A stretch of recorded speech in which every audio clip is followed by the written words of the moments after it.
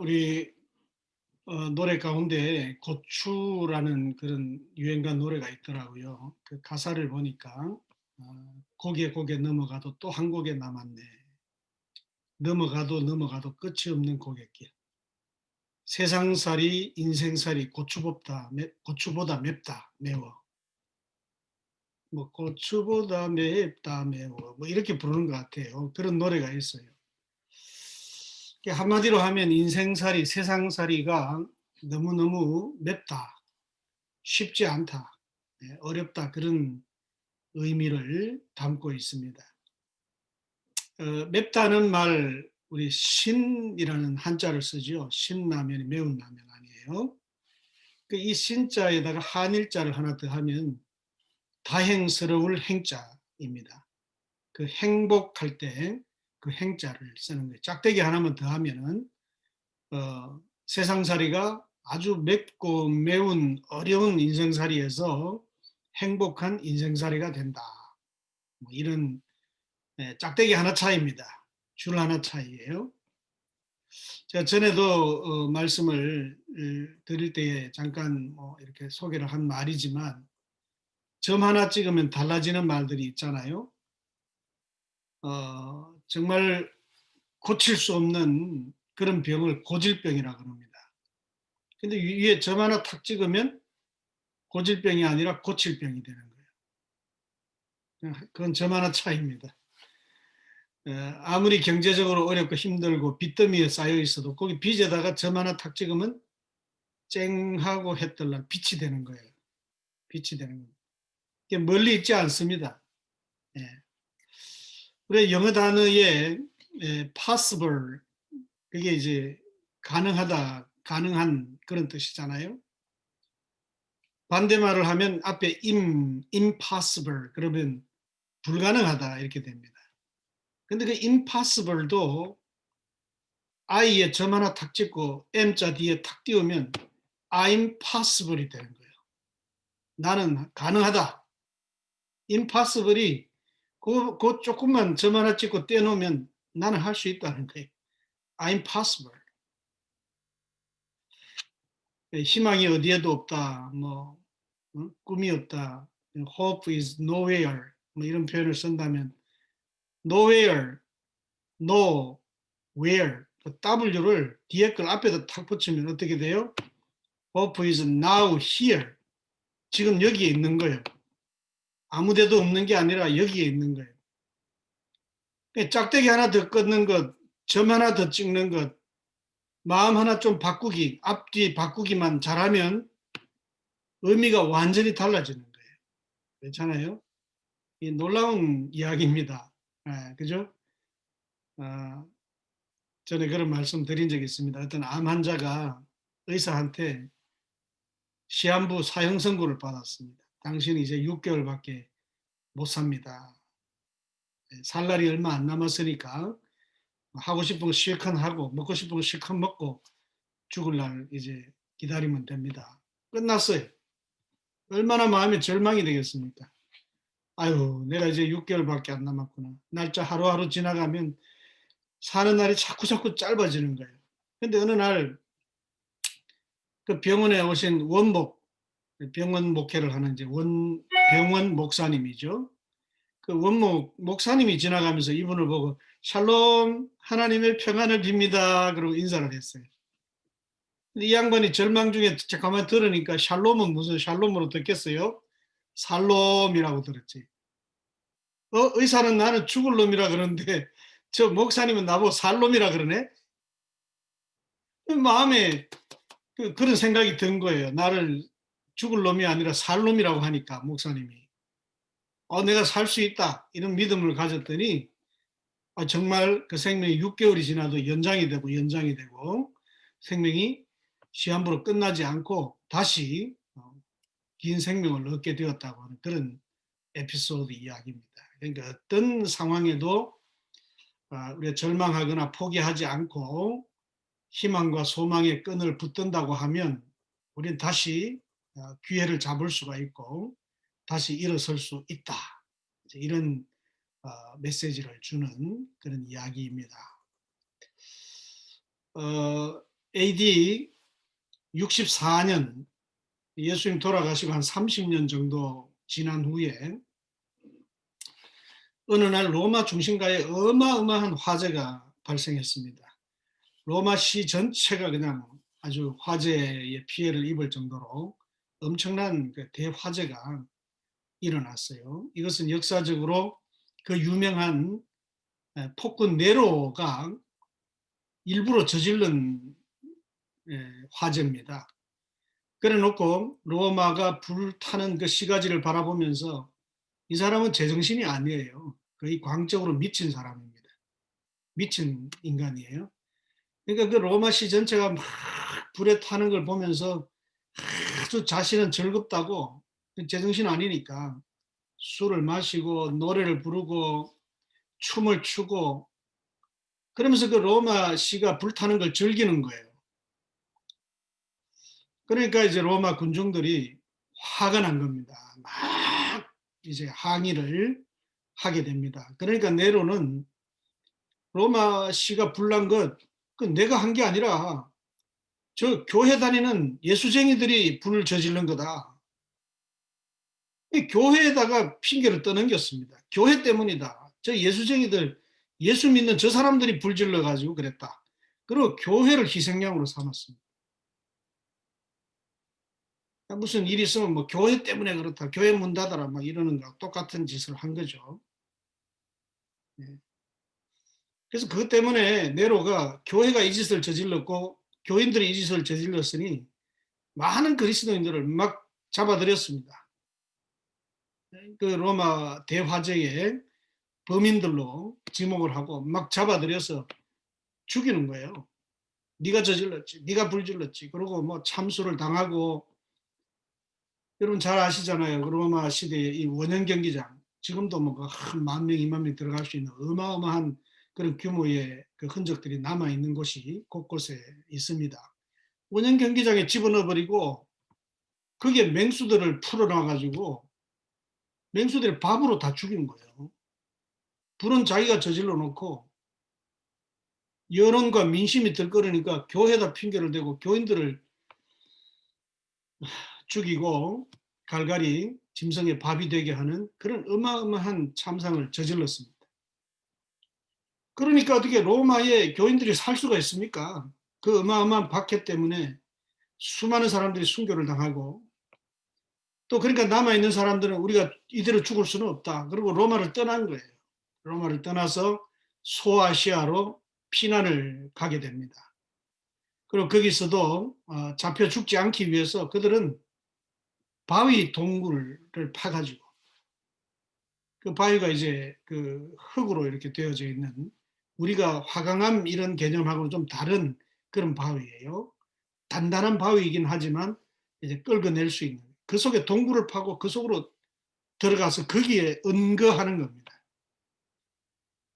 동굴을 조금만 파면 또 들키니까 막 땅 밑으로 쫙 들어가서 미로처럼 동굴 길이가 뭐 300km 막 이렇게 길도록 그런 동굴을 파가지고, 그게 이제 소위 카타콤 아닙니까? 그 카타콤을 파고 지하로 파고 들어가서 그 수많은 그리스도인들이 로마에서 피신 와서 거기에서 믿음 지키면서, 햇볕이 들어오지 않으니까 거기에 오래 살면 실명을 당합니다. 우리 지금 윤 장로님 백내장 수술을 하셨는데 빛을 보기를 바랍니다. 다시 광명을 찾으시고 환히 볼 수 있는. 카타콤에 들어간 교인들은 그 당시는 백내장 수술을 받을 수도 없잖아요. 눈이 다 멀어버리고 맹인이 돼가지고 그런 상황까지 자초하면서 신앙의 자유를 찾아서 카타콤에 들어갔다. 그리고 그 속에서 신앙을 지키고 그 속에서 메시아, 우리 주님이 다시 오기를 고대하면서 고난을 견디고 고난을 이겨냈던 그런 역사가 있습니다. 여러분, 이러한 시대의 그 초기 교회 때에 흩어진 그리스도인들, 디아스포라죠. 흩어진 그리스도인들에게 지도자로 추앙을 받던 인물 중에 한 분이 바로 예수님의 수제자 베드로입니다. 오늘 우리가 함께 읽은 그 본문 말씀이 이 베드로 사도가 기록해서 흩어진 그리스도인들에게 이 편지를 보낸 그 말씀이 이 베드로전서, 베드로후서입니다. 오늘 본문 1절을 보면 이렇게 시작합니다. 예수 그리스도의 사도 베드로는 본도, 갈라디아, 갑바도기아, 아시아, 비두니아에 흩어진 나그네에게 편지한다는 거예요. 그러면서 여러분들이 그 극심한 박해를 피해서 사방으로 흩어져 갔지만은 하나님의 은혜와 평강이 여러분들에게 함께하기를 바랍니다.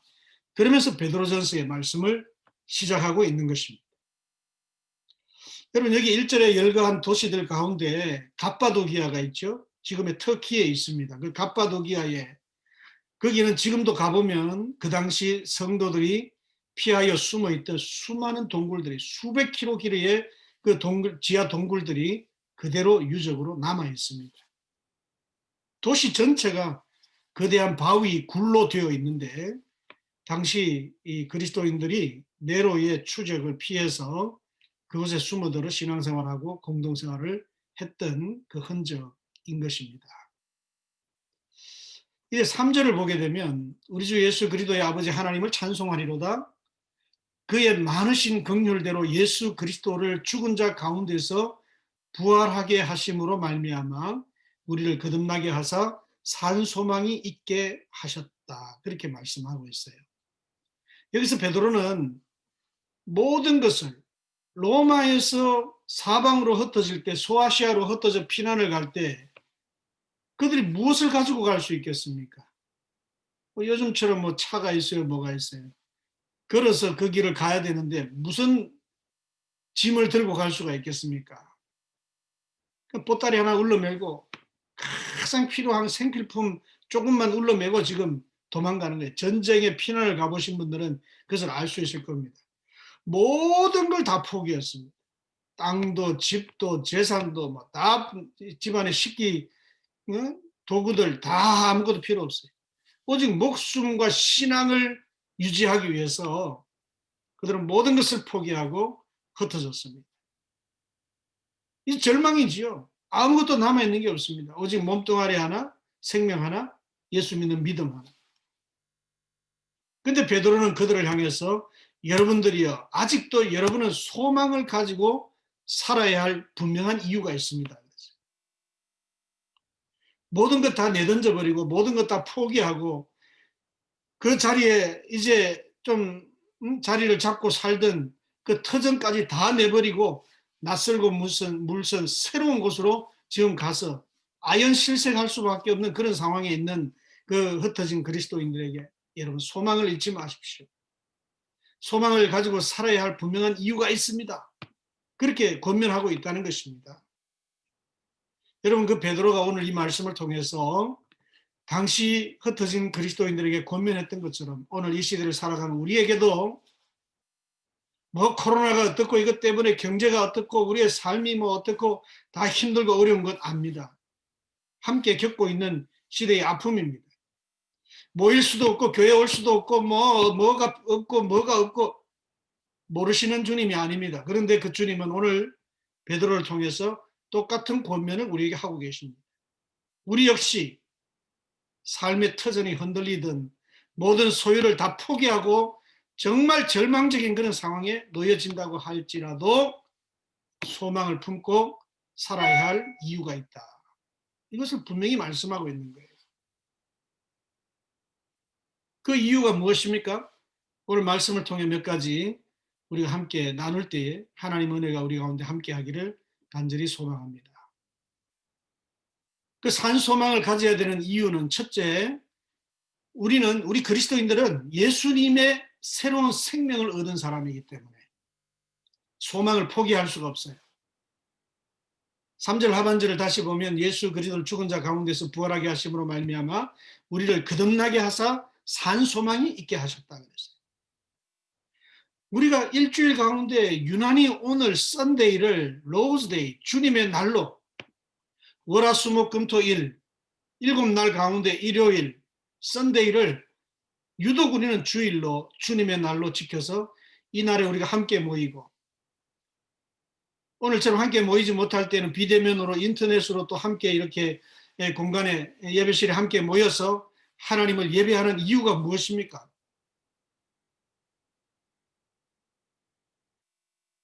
본래 유대인들은 안식일을 지켰죠. 그 안식일은 언제입니까? 금요일 해질 때부터 토요일 해질 때까지였습니다. 꼬박 24시간, 금요일 저녁부터 토요일 저녁까지. 지금도 유대인들은 금요일 해질 무렵이 되면 그때부터 안식일을 지킵니다. 그리고 토요일 낮에 회당으로 가서 하나님께 예배를 드립니다. 여러분, 세상에서 가장 보수적이고 전통을 고수하는 그런 사람들 중에 가장 보수적인 철저한 민족 중에 하나가 유대민족들이에요.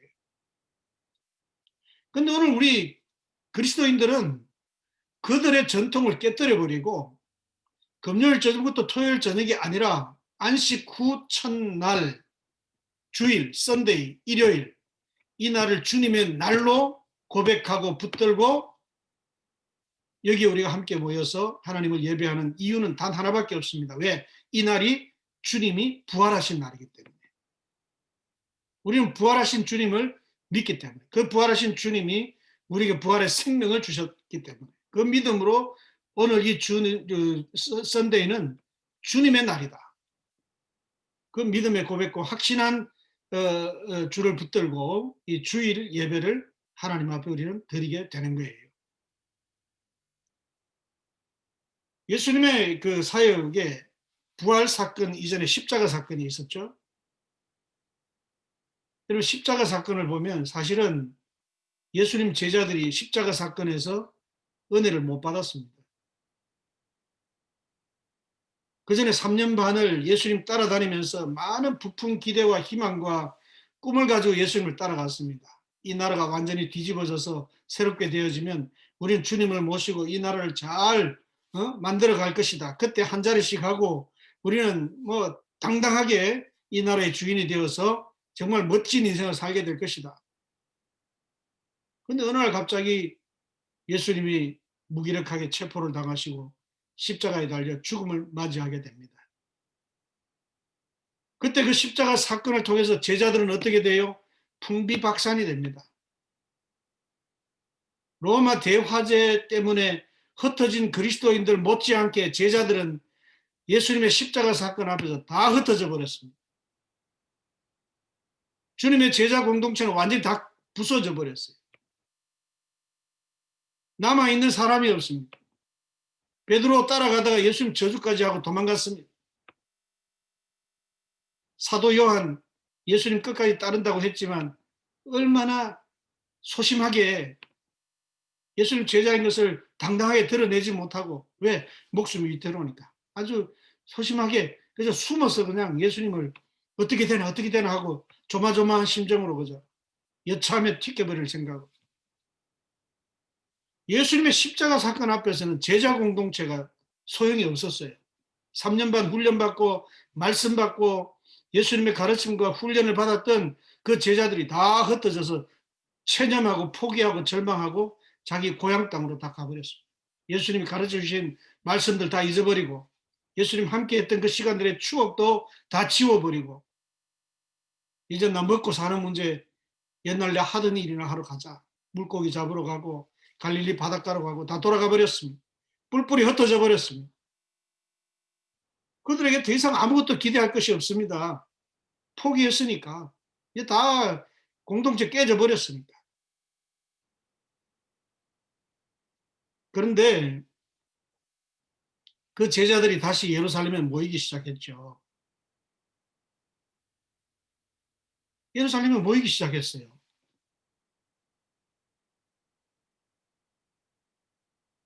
그 이유가 뭡니까?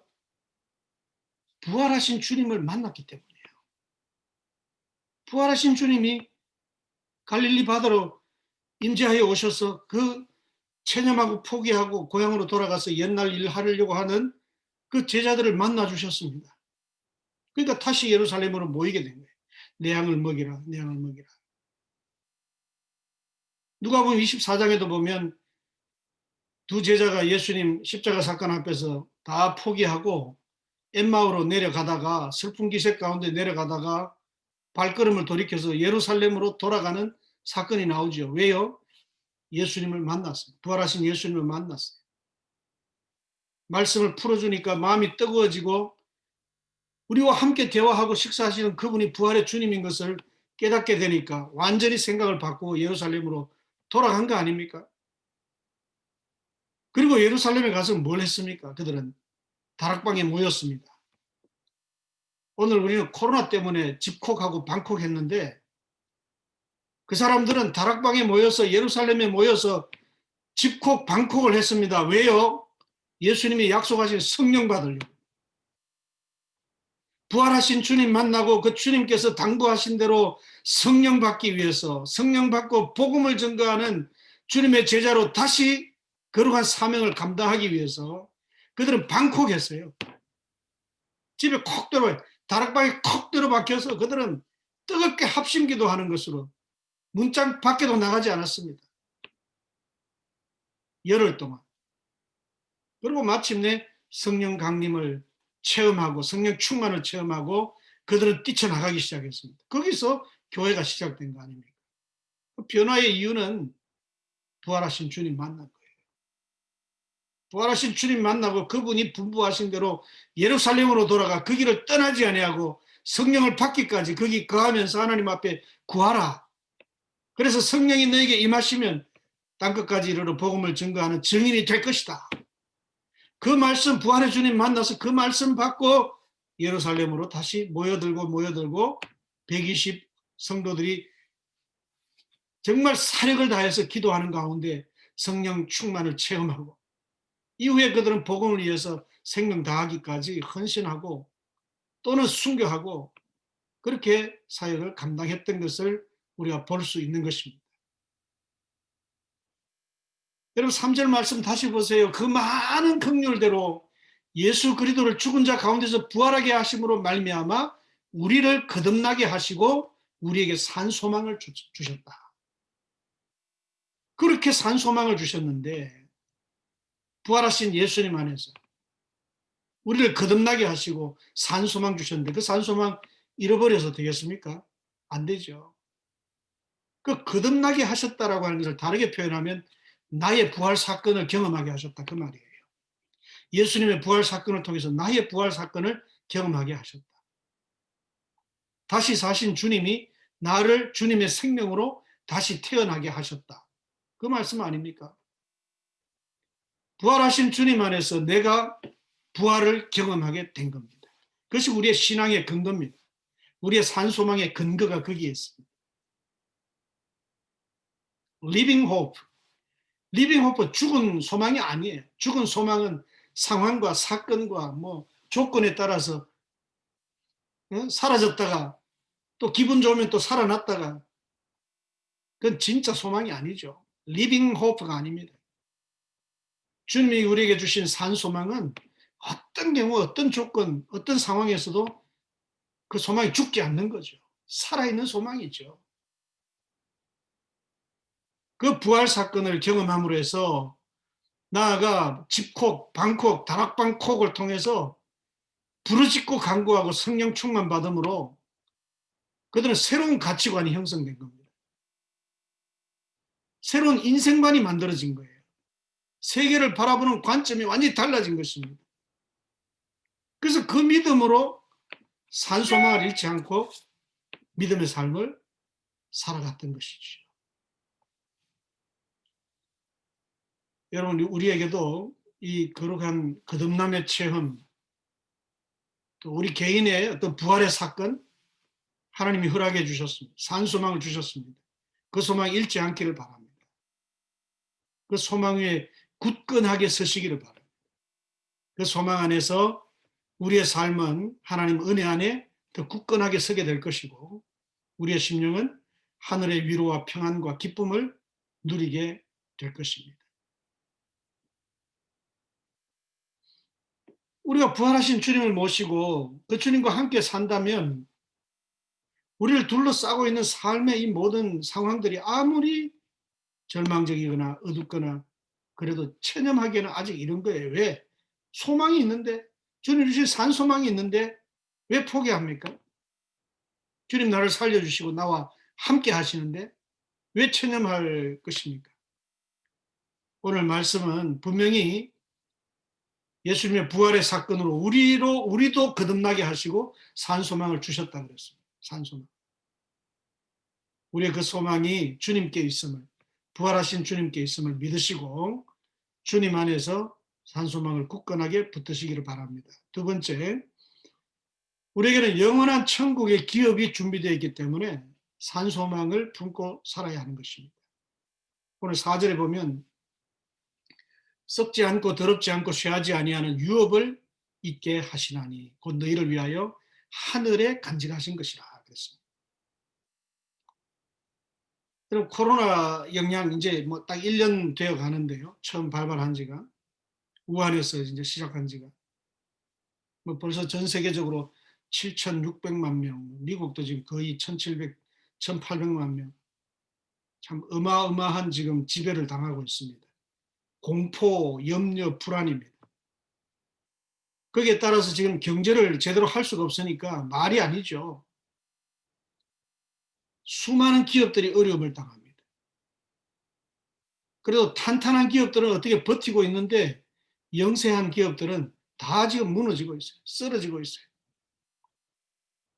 특별히 아주 그 소자본으로 그 자영업 하시는 분들 지금 뭐 형편없습니다. 우리도 뭐 세탁소 하시고 이런 분들이 계십니다.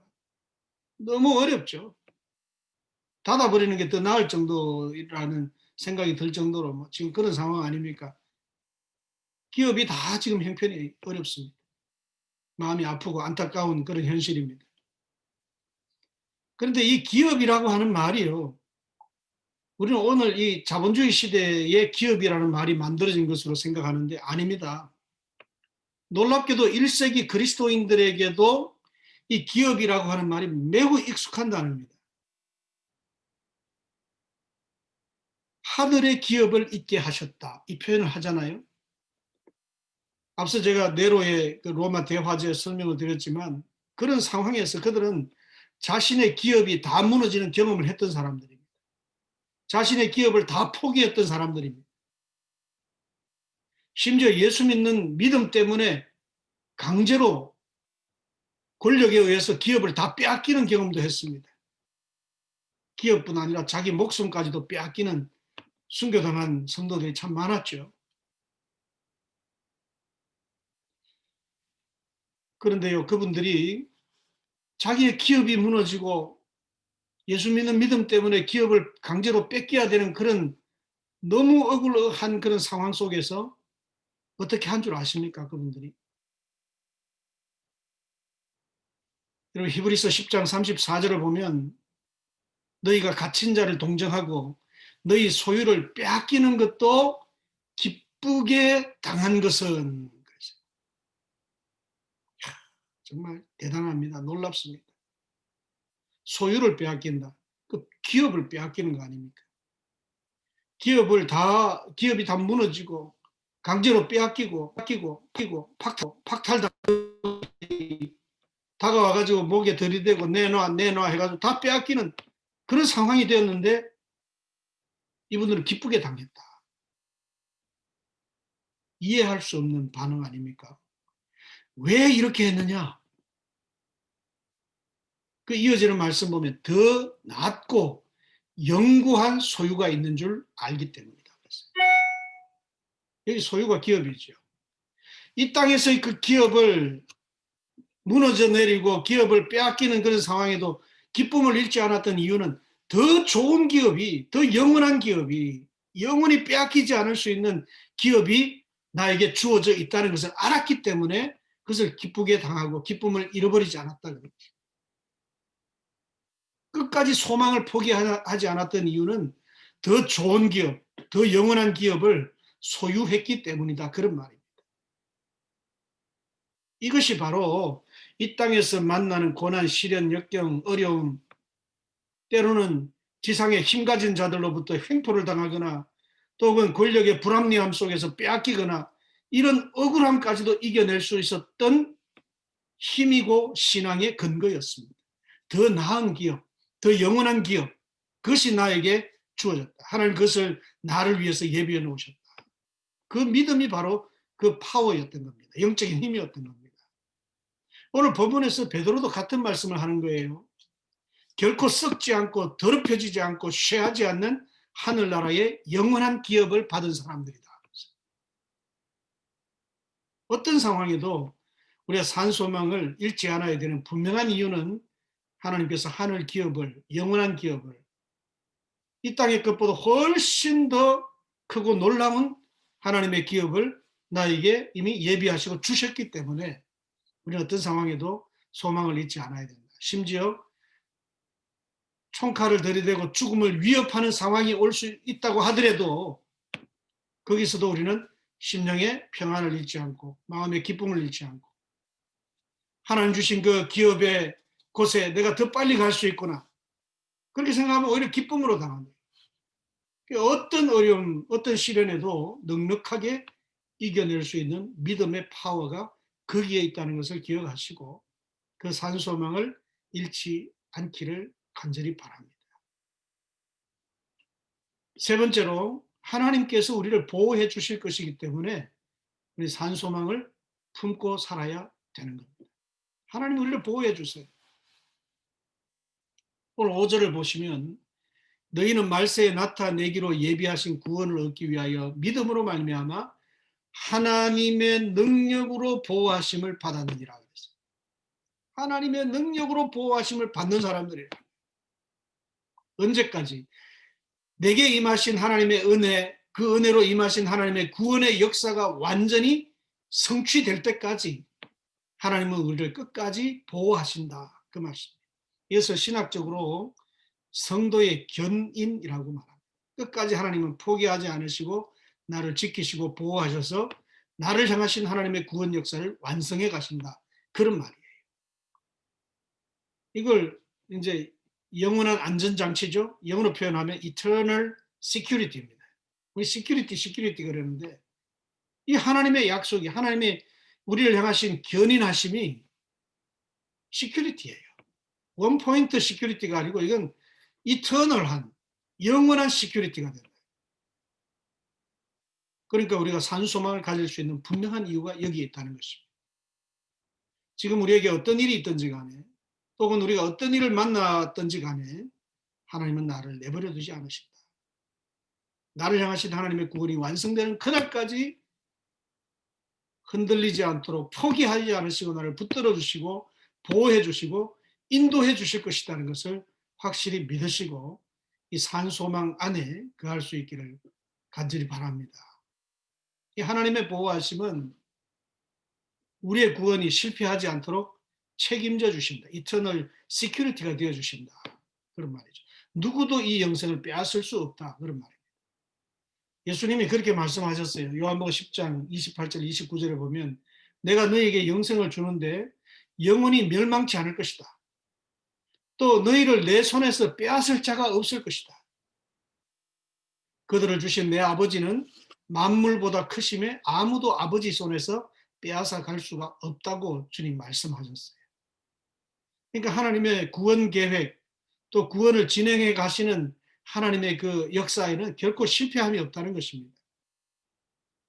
하나님의 능력의 손이 만물보다 크시기 때문에 우리를 한번 선택하시고 우리를 한번 자녀로 삼으신 이상 하나님은 그 능력의 손으로 우리를 붙드시고 끝까지 보호하여 구원을 완성해 주신다 하는 그러한 약속의 말씀인 것입니다.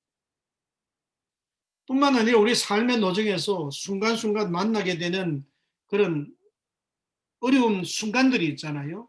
시험의 순간, 위기의 순간 그런 걸 만날 때도 하나님이 우리를 보호하신다는 것은 그 순간순간에도 능히 우리가 버틸 수 있도록 견딜 수 있도록 마침내 이겨낼 수 있도록 우리를 위로해 주시고 우리를 격려해 주시고 힘을 북돋워 주시고 용기를 더해 주시고 믿음을 굳건하게 해 주시고 하나님의 그 능력으로 붙들어 주셔서 그것을 넉넉하게 이길 수 있도록 보호해 주신다.